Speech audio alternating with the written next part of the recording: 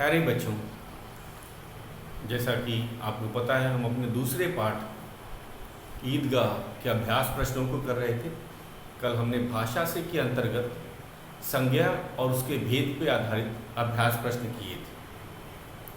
तो आज हम मुहावरों पे जाएंगे। तो एक बार फिर से संज्ञा और उसके जो भेद हैं फिर से दोहरा दिया जाते हैं। संज्ञा क्या होता है? किसी व्यक्ति, वस्तु, स्थान या भाव के नाम को संज्ञा कहते हैं और इसके तीन भेद होते हैं, आपको पता है। व्यक्तिवाचक संज्ञा, जातिवाचक संज्ञा और भाववाचक संज्ञा। तो हमारा जो प्रश्न था वह था हमें वाक्य में से संज्ञा शब्द को पहचानना था और उसका भेद बताना था। तो हम लोगों ने ये प्रश्न किया था और आज हम करेंगे मुहावरों पर आधारित प्रश्न। ये हमारा पांचवा प्रश्न है। तो पांचवा प्रश्न है, निम्नलिखित मुहावरे का वाक्यों में प्रयोग करो। तो मैंने आपको बताया था कि ये मुहावरे कौन कौन से हैं और इसका हमें अपने शब्दों में, हम कहेंगे अपने वाक्यों में इसका प्रयोग करना पड़ेगा। तो इसके लिए अर्थ भी मैंने आपको बताया था। तो शुरू करते हैं आज बिना देरी किए अपना पांचवा प्रश्न, निम्नलिखित मुहावरों का वाक्यों में प्रयोग करें। प्रश्न है पांचवा,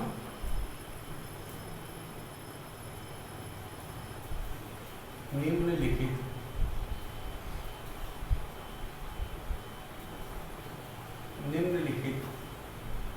मुहावरों का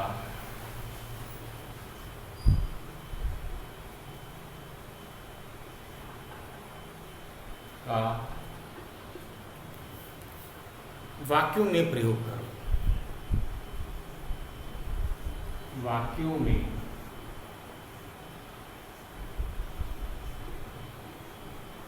प्रयोग करो।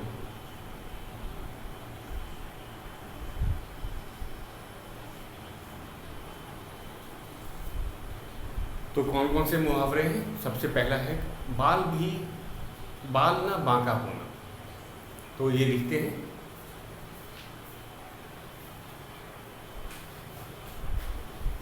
बाल भी बांका ना होना। ये हमारा क है, पहला मुहावरा। बाल भी बांका ना होना।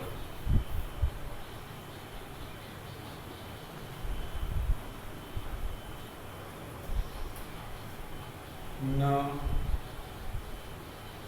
होना, ये मुहावरा है और इसका अर्थ आपको पता है कि थोड़ी भी हानि ना होना। इसका क्या अर्थ होता है? थोड़ी भी हानि ना होना।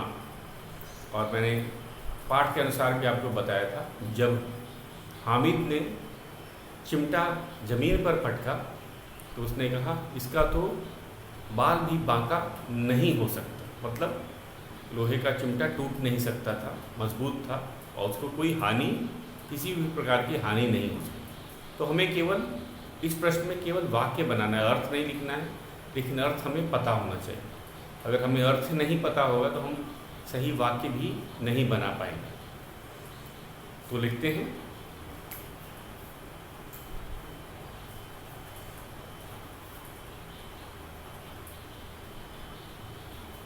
बाल भी बांका ना होना।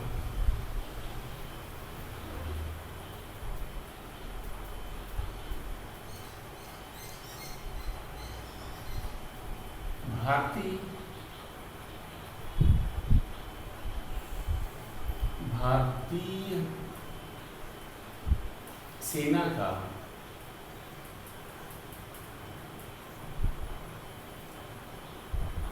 शत्रु बाल भी बांका न कर पाए। बाल भी बांका न कर पाए।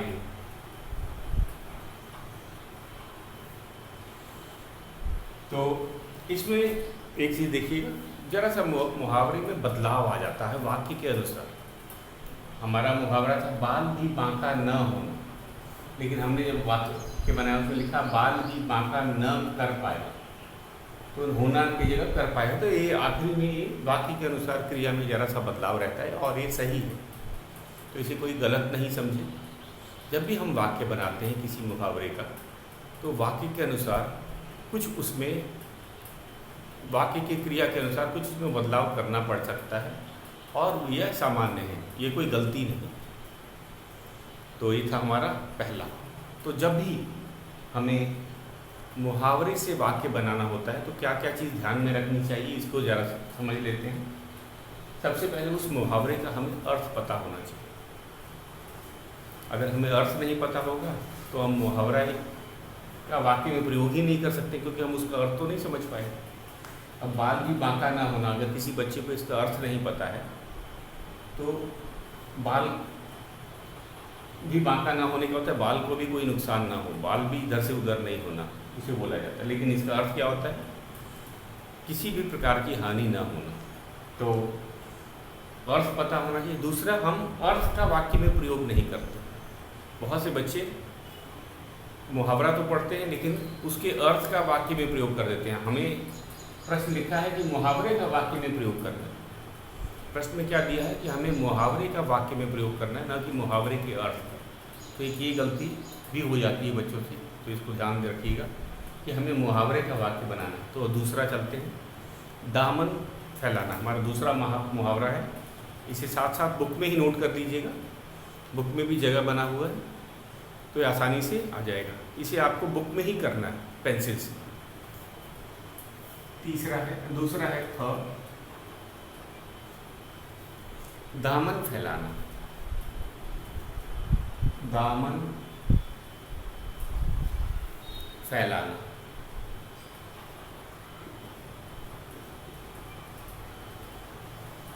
ये मुहावरा है। इसका अर्थ मैंने आपको बताया था कल कि विनती करना भी कह सकते हैं और दुआ मांगना, दोनों ही कहा जा सकता है। दुआ मांगने को या फिर विनती करने के लिए हम कहेंगे, दोनों जगह इसका प्रयोग किया जा सकता है। ये अर्थ है, दामन फैलाना का अर्थ है विनती करना या दुआ मांगना। तो अब पाठ से भी कुछ लिखा जाए, पाठ से संबंधित भी। अमीना ने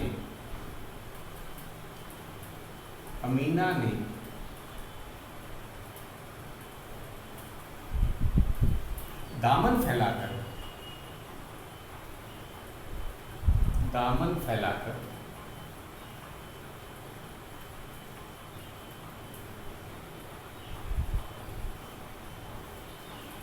हामिद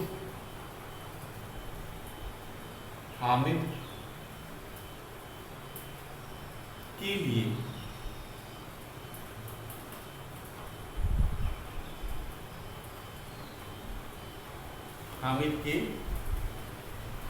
लिए प्रार्थना की।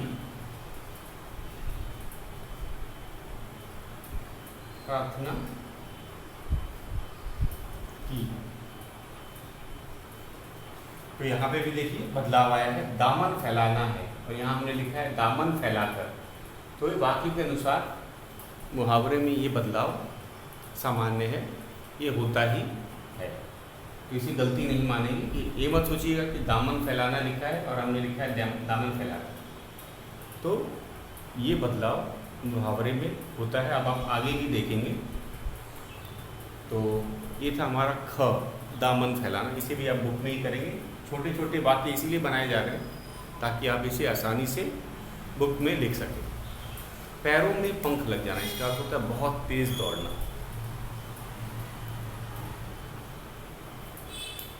ख, पैरों में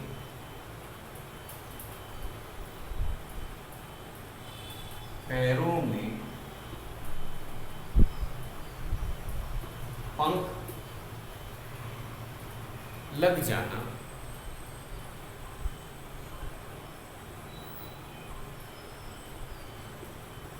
सबको पता है पैर में पंख नहीं लग सकते हैं, इसका अर्थ होता है बहुत तेज दौड़ना, पैर में पंख लग जाना। ये तो पैर में पंख लग नहीं सकते, लेकिन कहने का अर्थ है कि बहुत तेज दौड़ना।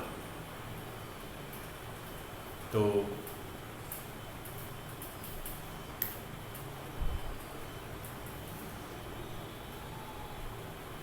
हम कहेंगे हिरण के पैर में दौड़ते समय या दौड़ते समय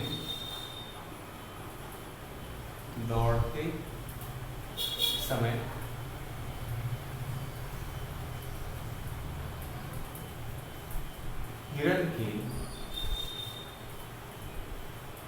पैर में, हिरण के पैरों में पंख लग गए हैं, पंख लग जाते हैं, लग जाते हैं। मतलब हिरण बहुत तेज दौड़ता है। कभी कभी तो आपने देखा है कि संसार में सबसे तेज दौड़ने वाले चीते को भी हरा देता है। तो पैरों में पंख लग जाना अर्थ होता है बहुत तेज दौड़ना। तो दौड़ते समय हिरण के पैरों में पंख लग जाते हैं, तो इसका कहने का मतलब ये नहीं कि पंख उसके पैर में आ जाते हैं, वह बहुत तेज दौड़ता है। तो ये था हमारा ग, आप इसे नोट कर लीजिए। फिर हम अपना अगला घ करेंगे, जो कि है दिल बैठना। दिल बैठना का होता है दुखी होना या मायूस होना, दोनों अर्थ है। दिल बैठना, जब व्यक्ति दुखी हो जाता है तो वो मायूस हो जाता है, तो ये कहा जाता है। दिल बैठने का अर्थ होता है दुखी होना या मायूस होना। तो आपने इसे नोट कर लिया होगा। एक बार मैं फिर से पढ़ देता हूँ, उसके बाद हम अपना घ भाग करेंगे। बाल भी बांका न होना, भारतीय सेना शत्रु, भारतीय सेना का शत्रु बाल भी बांका न कर पाए। ये देखो गलती पता चल जाती है। भारतीय सेना का छूट गया था। भारतीय सेना का शत्रु बाल भी बांका न कर पाए। इसीलिए हमेशा 2 बार पढ़ना चाहिए, कभी कभी टीचर से भी गलती हो सकती है। भारतीय सेना का शत्रु बाल भी बांका न कर पाए। दूसरा था ख, दामन फैलाना। अमीना ने दामन फैलाकर हामिद के लिए प्रार्थना की। तो कुछ पाठ से भी हम शब्द ले रहे हैं और कुछ पाठ के बाहर का भी। पैर में पंख लग जाना, इसका अर्थ मैंने बताया था बहुत तेज दौड़ना। दौड़ते समय हिरण के पैरों में पंख लग जाते हैं। अगला है घ, मैं मिटा देता हूँ।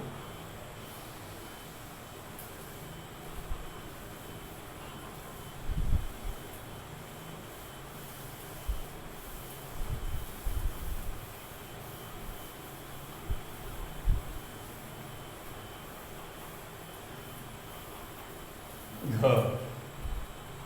दिल बैठना। घ का अर्थ होता है दिल बैठना।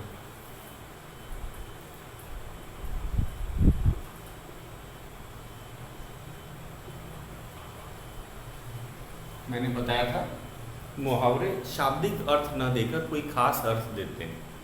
तो दिल बैठने की तो चीज़ नहीं होती, दिल तो धड़कता है। तो दिल बैठना का अर्थ होता है उदास होना, दुखी हो जाना, मायूस हो जाना। हाँ, तो लिखेंगे परीक्षा में कम अंक लाकर। परीक्षा में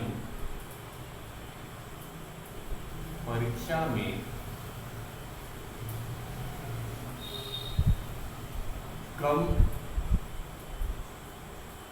अंक, नंबर को अंक कहा जाता है, कम अंक पाकर, परीक्षा में कम अंक पाकर रवि का दिल बैठ गया। दिल बैठ गया, इसका अर्थ है वह मायूस हो गया, दुखी हो गया। कम अंक आने के कारण वह दुखी हो गया। तो ये हमारा अगला है, 4 हमने कर लिया। अंग छाती पीटना, ये हमारा अगला है 5वां, छाती पीटना। छाती पीटना, छाती पीटना। छाती पीटना का अर्थ होता है दुख मनाना या दुखी होना। दुखी होना या दुख मनाना, दोनों ही।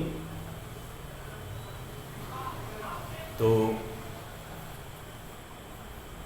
इसका फिर से हम वाक्य बनाते हैं कि पुत्र के घायल होने पर माँ ने छाती पीट दिया, या हम कहेंगे पुत्र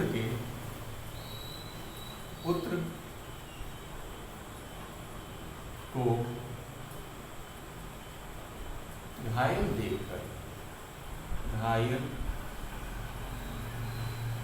देखकर पुत्र को घायल देखकर माँ छाती पीटने लगी।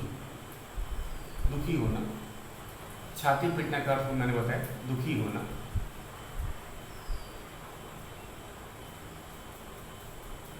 लगी, तो पुत्र अगर घायल दिख जाता है, पुत्र को अगर चोट लग जाती है, घायल हो जाता है, तो माँ छाती पीटने लगी। पुत्र को घायल देखकर माँ छाती पीटने लगी, अर्थात दुखी हो गई। अब अगला है हमारा दिल कचोटना। अगला है दिल कचोटना। पुत्र को घायल देखकर माँ छाती पीटने लगी। अब छठा है दिल कचोटना, और एक और है उसके बाद कलेजे पर सांप लौटना। उसका अब अर्थ मैंने आपको बताया था कल। कलेजे पर सांप लौटना का अर्थ होता है जलन होना या ईर्ष्या होना। जलन के भाव के लिए इस मुहावरे का प्रयोग किया जाता है। कलेजे पर सांप लौटना मतलब जलन होना, ईर्ष्या होना। दिल कचोटना का मैंने आपको बताया था कि पीड़ा देना या किसी पुरानी दुखद घटना का याद हो जाना। ठीक है, तो जैसे कि हमें पाठ में भी कहा गया था, जब वह हामिद को देखती तो उसका दिल कचोटता था, क्योंकि हामिद अनाथ था। ठीक है, अगला है हमारा, इसको भी लिख देते हैं, च इधर ही, दिल कचोटना। दिल कचोटना, कचोटना।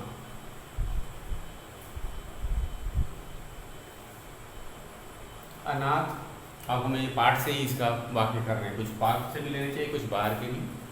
अनाथ हामिद को देखकर, अनाथ हामिद को देखकर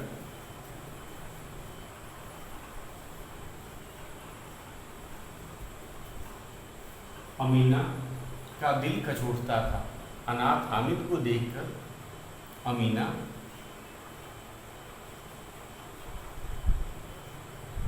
का दिल कचोटता था।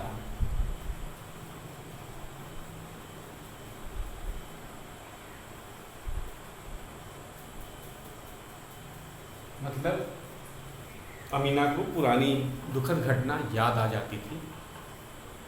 तो दिल कचोटना का अर्थ है पीड़ा देना या फिर किसी दुखद घटना का याद आ जाना। तो दिल कचोटना, एक बार फिर से मैं दोहरा देता हूँ इसको मिटाने से पहले, अब इसे बुक में नोट करेंगे। तो दिल बैठना, मुहावरे का अर्थ होता है दिल बैठने का मैंने आपको क्या बताया था, मायूस हो जाना या दुखी हो जाना। तो परीक्षा में कम अंक पाकर रवि का दिल बैठ गया, मतलब वो दुखी हो गया या मायूस हो गया। छाती पीटना, मैंने बताया था दुख मनाना या दुखी होना दोनों ही है। पुत्र को घायल देखकर माँ छाती पीटने लगी। पुत्र को घायल देखकर माँ छाती पीटने लगी, मतलब वो दुखी हो गई। दिल कचोटना, इसका अर्थ है कि किसी दुखद घटना का याद आ जाना या पीड़ा देना, तो दिल कचोटना है। अनाथ हामिद, हामिद है हमारे पाठ का जो किरदार है वो है द हामिद। अनाथ था, क्यों? उसके माता पिता नहीं थे। अनाथ हामिद को देखकर अमीना का दिल कचोटता था, तो ये बदलाव चलेगा। दिल कचोटना है, यहाँ कचोटता लिखा है, तो ये इस तरह का बदलाव मुहावरे में चलता है। मैंने इसलिए आपको बताया था, मुहावरा क्रिया के अनुसार, वाक्य की क्रिया के अनुसार उसमें हल्का सा बदलाव आता है, जो कि सामान्य है, ये गलत नहीं बोला जाता है। तो सब में बदलाव है। जैसे दिल बैठना यहाँ था, हमने लिखा दिल बैठ गए। छाती पीटना, तो छाती पीटने लगी, तो ये बदलाव। और यहाँ दिल कचोटना, दिल कचोटता था, तो ये बदलाव वाक्य के अनुसार मुहावरों में आता है, सामान्य सी बात है। एक अंतिम जो हमारा एक बचा है छ तक हो गए, छ लिखना है, मैं मिटा देता हूँ।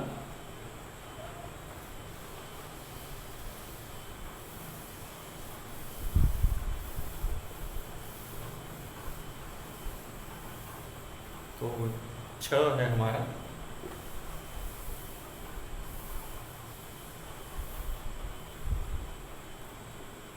कलेजे पर सांप लिखना, छ। कलेजे पे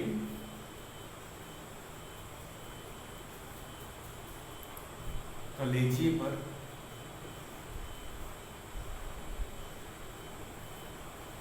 सांप लोटना,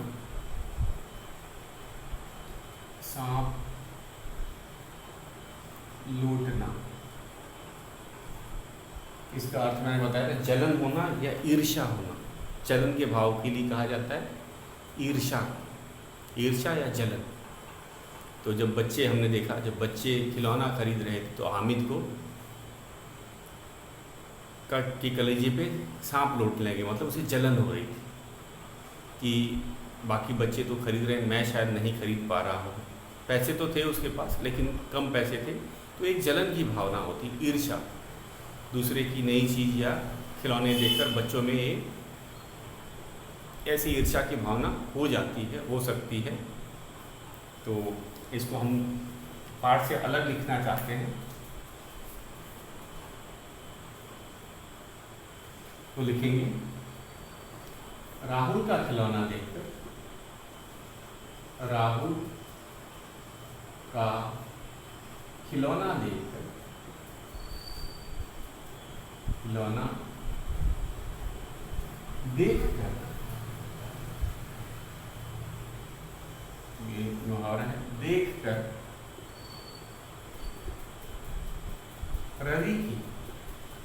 रवि के कलेजे पर सांप लूटने लगा। कलेजे पर सांप लौट गया, दोनों तरफ से सही। कलेजे पर सांप लौट गया, छोड़ गया। तो ये था मुहावरा हमारा। फिर से देख लो, कलेजे पर सांप लौटना मुहावरा है, इसका अर्थ है जलन होना या ईर्ष्या होना। तो हम कहेंगे, ये पाठ से अलग हमने जान के बनाया है कि राहुल का खिलौना देखकर रवि के कलेजे पर सांप लौट गया, मतलब रवि को जलन हो रही थी राहुल का खिलौना देखकर। तो इस तरह से हम लिख सकते हैं, ये बाहर के भी वाक्य लिख सकते हैं। अब आगे चलते हैं। आगे है सोचो और लिखो। यदि तुम हामिद के स्थान पर होते तो क्या करते? तो ये हमारा है। तो मुहावरा हमने कर लिया, और मुहावरे को हमने कहाँ करना है? पाठ्य पुस्तक में करना है, क्योंकि जगह दी हुई है। अब हम कुछ अगले प्रश्न पे बढ़ेंगे। अगला प्रश्न पहले समझ लेते हैं, सोचो और लिखो।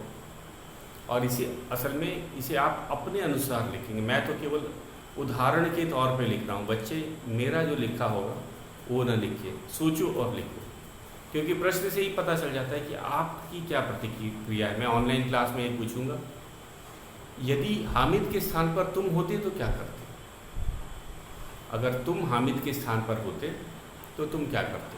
क्या तुम मिठाई खा लेते, या तुम खिलौना खरीद लेते, या तुम भी हामिद की तरह वो ना खरीद करके चिमटा खरीद लेते? हर बच्चे का अलग अलग राय हो सकता है, मैं कैसे लिख सकता हूँ इसको? तो मेरे अनुसार अगर कहा जाए तो यदि मैं हामिद के स्थान पर होता तो मैं भी हामिद की तरह ही चिमटा खरीदता। क्यों? क्योंकि हामिद जानता था कि खाना बनाते समय, रोटियां बनाते समय उसकी दादी अमीना की उंगलियां जल जाती, और वह उनके घर में एक काम की चीज़ होती। वे गरीब थे, उनके पास पैसे की कमी थी, जैसा बताया भी गया पाठ में। यहाँ तक कि ईद के दिन हामिद के न तो नए कपड़े आए, न नए कपड़े सिलाए गए, और न ही जूता, न उसे जूते ही खरीदे। क्यों? क्योंकि उनके घर में पैसे की कमी थी, वे गरीब थे। और ये सच्चाई हामिद से भी नहीं छुपी थी। हामिद ये सब जानता था कि बाकी सब बच्चे नए कपड़े पहने हैं, लेकिन मेरे पैर में तो नए जूते भी नहीं हैं। और वो नंगे पैर ईदगाह गया था। गांव से 3 कोस दूर ईदगाह था, वो नंगे पैर गया था, जबकि बाकी सब बच्चों ने नए कपड़े पहने थे और जूते। तो ये बात हामिद को पता थी कि क्या पता थी कि वे गरीब हैं। उनकी दादी जो अमीना है, उसने बड़ी मुश्किल से 3 पैसे जमा करके हामिद को दिए हैं, ताकि वह मेले से अपने लिए कुछ खरीद सके, मिठाई या खिलौना। और बाकी बच्चों को 10 या 15 पैसे मिले थे, हामिद के पास मात्र 3 पैसे थे। इससे भी हमें पता चलता है कि तो और हामिद एक समझदार लड़का था। कहने के लिए तो उसकी उम्र आपके बराबर ही थी, लेकिन वो समझदार था। उसे पता था कि उसे अगर वो खिलौने लेगा या मिठाई खाएगा तो वह चिमटा नहीं खरीद पाएगा। और चिमटा किसके लिए ज़रूरी थी? उसकी दादी बूढ़ी हो चुकी थी, और वह नहीं चाहता था कि खाना बनाते समय उसकी दादी का हाथ जले। तो उसने बहुत समझदारी भरा फैसला लिया था मेरे अनुसार से। तो इसे आप अपने शब्दों में लिखिएगा, मैं तो अपने शब्दों से लिख रहा हूँ। आप हो सके तो मेरा वाला कॉपी नहीं कीजिए, क्योंकि प्रश्न भी देखिए, यदि हामिद के स्थान पर तुम होते तो क्या करते? तो ये हर बच्चे का प्रश्न अलग हो सकता है। हो सकता है कोई बच्चा कहे कि भाई मुझे तो खिलौने बहुत पसंद है। हो सकता है कोई और बच्चा लिखे कि नहीं, मैं तो मिठाई खाता। तो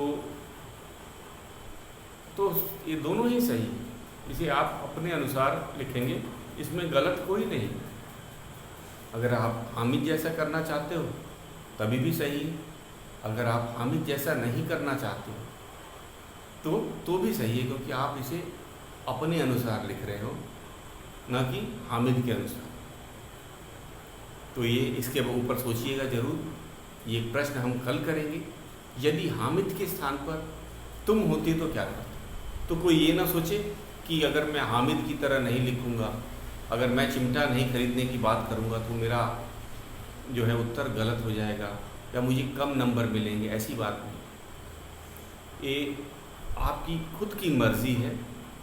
और हमने पाठ पढ़ के ये भी जाना कि बच्चे भी बड़ों के लिए सोचते हैं, बड़ों के बारे में सोचते हैं, जैसा कि हामिद ने सोचा। बच्चा होते हुए भी वो भूखे प्यासे रहा। उसने अपने मनपसंद का कोई खिलौना भी नहीं खरीदा, और त्यौहार के दिन अपनी दादी की खुशी के लिए कि उसका हाथ न जले, उसने अपने 3 पैसे खर्च किए। तो इसे हम कल करेंगे और आप इसे अपने अनुसार ही लिखेंगे। करवाने के लिए तो मैं इसे करूँगा, तो आप आज सोचिए, यही सोचना आपका गृह कार्य। आज के लिए बच्चों बस इतना ही।